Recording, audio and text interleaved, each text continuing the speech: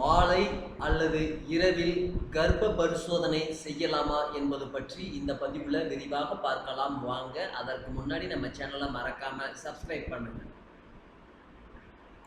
குழந்தை என்பது ஒவ்வொரு தம்பதிகளுக்கும் கிடைக்கும் ஒரு மிகப்பெரிய வரம். என்னதான் ஒருவர் மீது கோபம் என்ற ஒன்று இருந்தாலும், அவர் கர்ப்பமாக இருக்கிறார் என்ற செய்தியை கேட்ட உடன் இருந்த கோபங்கள் எல்லாம் மறைந்து அவர் மீது பாசமும் அக்கறையும் பிறக்கும். குழந்தை என்ற ஒன்று வந்தவுடன் தம்பதிகள் இன்னும் நெருக்கமாகின்றனர். பெண்களுக்கான கவனிப்பும் அதிகரிக்கிறது. நாட்கள் தள்ளி போனதும் முன்னரைப் போல மருத்துவமனைக்கு சென்று பெரும்பாலானோர் பரிசோதனை எடுத்துக் கொள்வதில்லை. மாறாக வீட்டிலேயே செய்யக்கூடிய கர்ப்ப பரிசோதனை சாதனம் மூலமாக எளிதாகவும் விரைவாகவும் நினைத்த நேரத்தில் உடனடியாக அதிக செலவு மற்றும் அலைச்சல் இல்லாமல் பரிசோதனை எடுத்துக் கொள்கிறோம். இந்த பரிசோதனையை காலையில் எடுப்பது மிகவும் துல்லியமானதுதான். ஆனால் கட்டாயமாக இந்த பரிசோதனையை காலையில்தான் எடுக்க வேண்டுமா என்பது பற்றி இந்த பகுதியில் காணலாம். மாலையிலும் எடுக்கலாம். கர்ப்ப பரிசோதனையை மாலையிலும் கூட எடுக்கலாம். உங்களுக்கு நாட்கள் தள்ளி போனதால் உடனடியாக கர்ப்ப பரிசோதனையை எடுத்து பார்க்க வேண்டும் என்ற ஆர்வம் இருந்தால் நீங்கள் மாலையில் கூட இந்த கர்ப்ப பரிசோதனையை எடுக்கலாம். மாலை பரிசோதனை பாசிடிவ். நீங்கள் மாலையில் இந்த சிறுநீர் கர்ப்ப பரிசோதனையினை செய்து உங்களது கர்ப்பமானது பாசிடிவாக வந்தால் உங்களது கர்ப்பம் நிச்சயமாக பாசிடிவாக இருக்க அதிக வாய்ப்புகள் உள்ளது. எனவே உங்களது கர்ப்பம் உறுதி என்று கூட வைத்துக் கொள்ளலாம். உங்களது கர்ப்பத்திற்கான ஹார்மோன் அதிகமாக இருப்பதனால்தான் உங்களுக்கு மாலையில் கூட பாசிடிவ் ரிசல்ட் கிடைத்துள்ளது. நெகட்டிவ். உங்களுக்கு மாலையில் செய்த கர்ப்ப பரிசோதனையில் ரிசல்ட் நெகட்டிவ் ஆகஸ்ட் வந்துள்ளது என்றால் நீங்கள் கர்ப்ப பரிசோதனையை காலையில் செய்து கொள்ளலாம். காலை பரிசோதனை. இரவு தூங்குவதில் இருந்து காலை எழுகின்ற வரை சிறுநீரானது உங்களது சிறுநீர் பாதையில் தேங்கியிருக்கும். இதனால் உங்களது கர்ப்பத்திற்கான ஹார்மோன்கள் அதில் அதிகம் இருக்கும். எனவே காலையில் எழுந்த உடன் செய்யும் கர்ப்ப பரிசோதனையானது மிகவும் துல்லியமானதாக இருக்கும். ஏதாவது குடிக்கலாமா?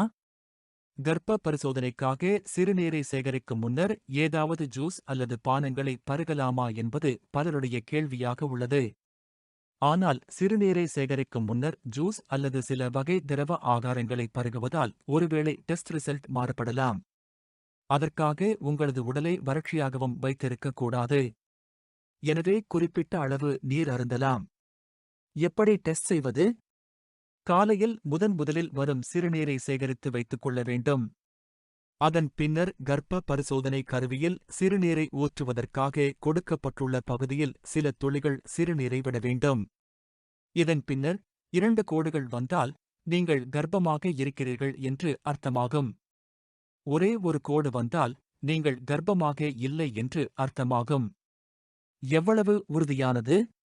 கர்ப்ப பரிசோதனையானது மிகவும் நம்பகத்தன்மை வாய்ந்ததாகும்.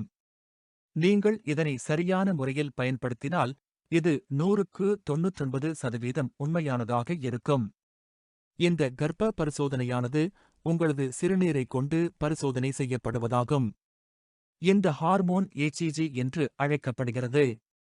இதனைக் கொண்டு நீங்கள் கர்ப்பமாக இருக்கிறீர்களா இல்லையா என்பதை கண்டறியலாம்.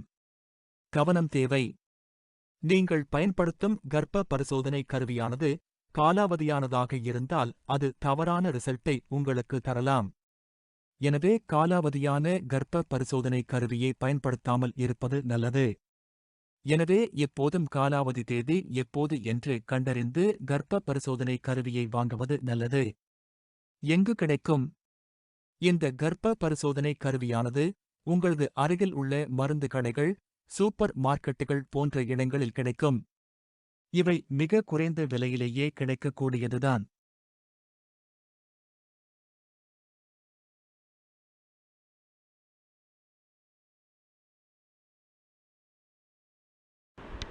Thanks for watching.